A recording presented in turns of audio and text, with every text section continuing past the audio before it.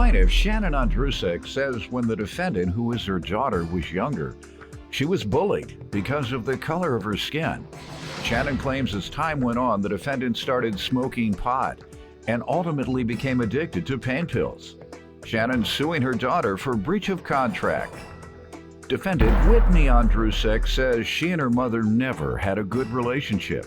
Whitney claims when she was 16, Shannon had her thrown in an adult jail where the other inmates were trying to convince her to do heroin. She's countersuing for car payments. All rise. This court is now in session. The Honorable Judge Greg Mathis presiding.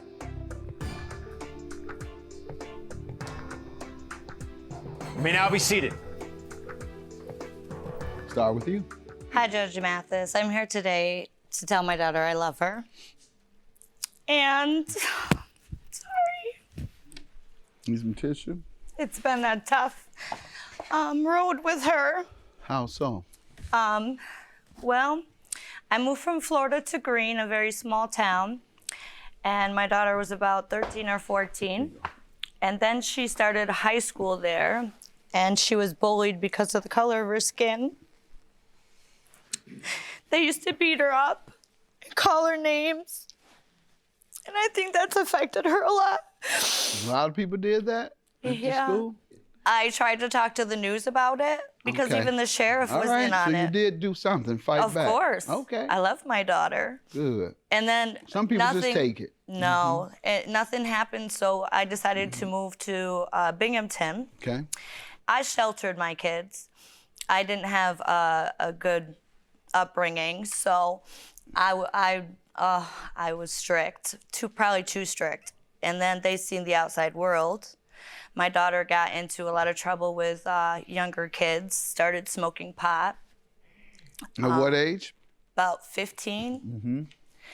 And then she tried to get my other daughter. I have 4 children. She's my oldest.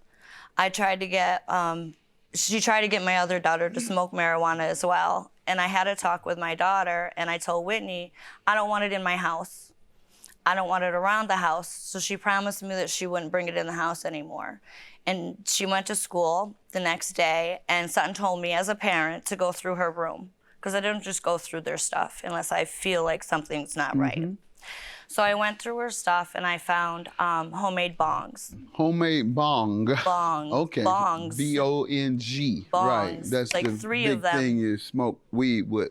Yeah, folks, out of whoever Pepsi doesn't bottles. know. It's a big, long tube that's like that wide.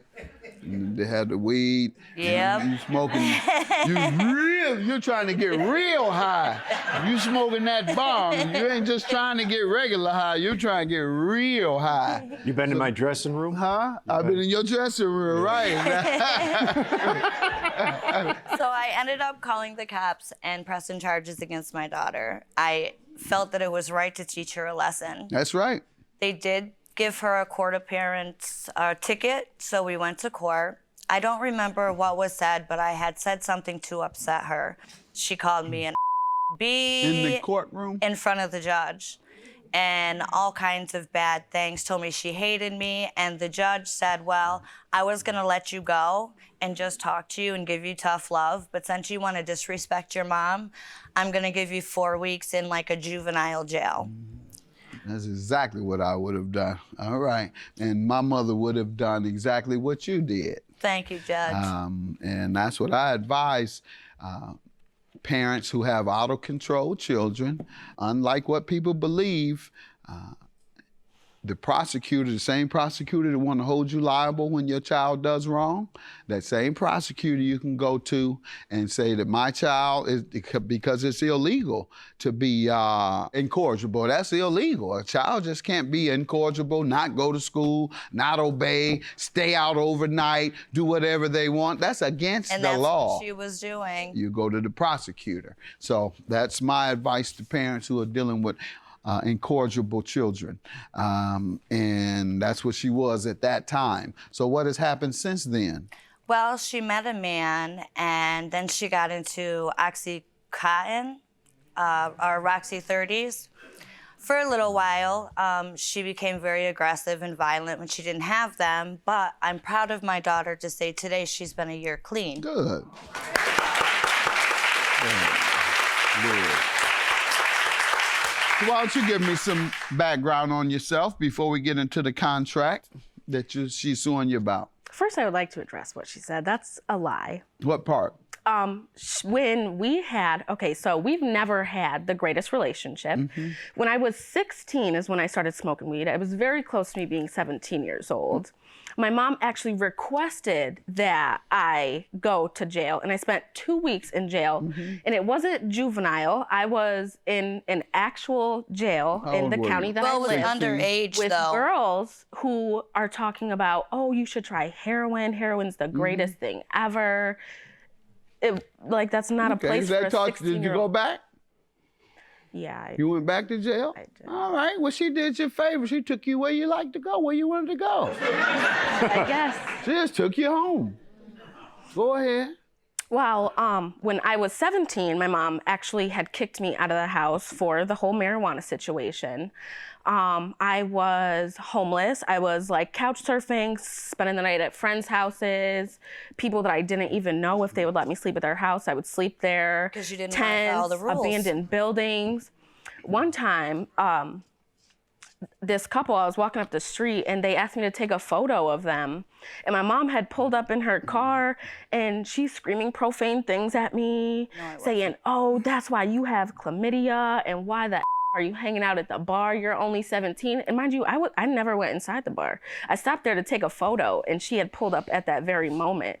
She's always been like that, always called me bad names. How about the Oxycontin? That is true. Okay. All right. At least you're honest there. I don't know who's telling the truth about the other, but I will applaud you for calling the police. Thank you. On her when she's incorrigible. And I'm not sure whether I would encourage, and I don't quite frankly encourage parents to put teenage children out, but I encourage them to do everything short of putting them out. Judge Mathis, I didn't Don't throw cook her out. for them. Don't buy them any clothes. Don't help them in any way. Take their key. They have to knock when they want to come in. And if it's after 1, I'm not waking up. So you will be out that night. You just have to go back wherever you left. That's where you got to go back to. Agreed. So the only thing is the roof over their head, and then worry the devil out of them about getting the job so they can get out. You tell them that enough, hopefully they'll get the message. But I didn't kick her out, Judge. She didn't want to follow the rules. Right, so I she said, left. if you don't want to follow the rules, then you can't be here. The only She thing chose that to I leave. wasn't doing was I wasn't listening to you when you said that I couldn't smoke weed. No, and then you were coming in and out, staying out really late, wanting to come home, 1, 2 o'clock in the morning. Well, she was telling you right. You are a minor. Even right now, with weed being legalized throughout the country, it's for adults. It's just like alcohol. You cannot smoke weed unless you're an adult. So she did tell you right, and she did admonish you correctly because you were doing wrong. And I did it because I loved her. If I didn't love her, I wouldn't have shown her all that tough love. So I ended up calling the cops and pressing charges against my daughter. So we went to court. She called me an In the courtroom? in front of the judge. And the judge said, well, I was gonna let you go and just talk to you and give you tough love, but since you wanna disrespect your mom, I'm gonna give you 4 weeks in a juvenile jail. That's exactly what I would have done. All right. And my mother would have done exactly what you did. Defendant Whitney Andrusek is being sued by her mother, who claims she had Whitney thrown in jail after she caught her with marijuana. Let's get to the breach of contract you're suing her for. In December, I had a promissory note that I had her sign. Tell me about the loan I'm sorry, first. July. Well, I had a car. The book value of it was $3,600. I was gonna sell it on Craigslist, but I knew that my sister was gonna buy it, and then I knew my daughter needed a car. So I said, well, I'll sell it to my daughter for $2,000 because I know it's reliable. So my daughter agreed to pay the $2,000 in payments. I told her to start in December. She signed the promissory note in July. Let me see it, please. Told her to start paying in the upcoming December, and that was in July. Correct. All right. What did happen with payments? She never made any payments. All righty. I have text messages saying that she'll All right, start ma'am, let me paying. hear from her first. What do you want to tell me about this? Well, as she stated, she says that I never made a payment, but I have proof of the cash apps that I had sent her. Plus, I had my daughter back in October of 2018. My mom had come down. I gave her $200 in cash, which I don't have a receipt for. Not true. Well, if she shows me something where she's paid. In November. Even a little, because you claim she's paid nothing. Let me see it, please, Doyle. November of 2018, she knew that I was struggling being a new mom, and I was struggling with my rent. I didn't have a job. She said that the car was a gift to me, that I did not have to pay her anymore.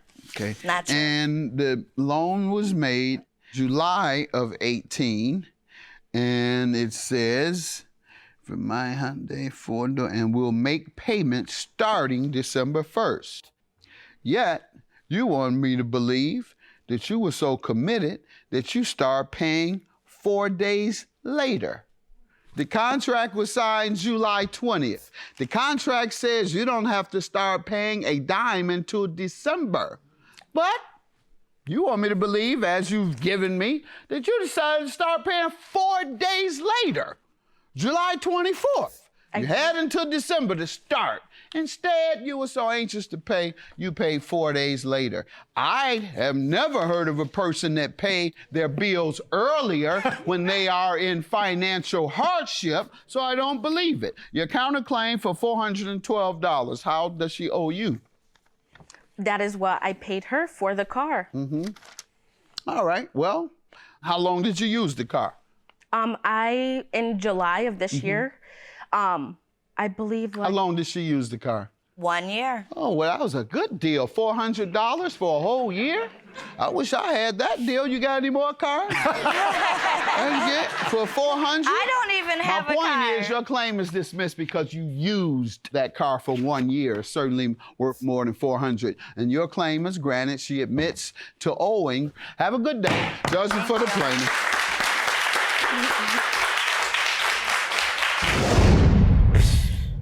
I don't even know.